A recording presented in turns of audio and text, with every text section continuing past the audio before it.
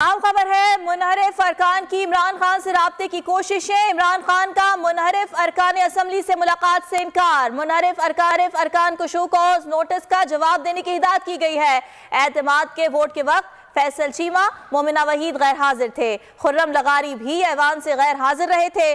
और मुनहरिफ अरकान की इमरान खान से राब्ते की कोशिश से बताया जा रहा है कि इमरान खान ने इन अरकान असम्बली से मुलाकात से इनकार कर दिया है और हिदायत की गई है कि शो कॉज नोटिस का जवाब जमा करवाया जाए। एतमाद के वोट के वक्त फैसल चीमा, मोमिना वहीद गैर हाजिर थे, जबकि खुर्रम लगारी भी ऐवान से गैर हाजिर रहे। और अब इन अरकान ने इमरान खान से राब्ते की कोशिश की है। इमरान खान ने मुलाकात से साफ इनकार कर दिया है और इमरान खान का यह कहना है कि शो कॉज नोटिस का जवाब दिया जाए।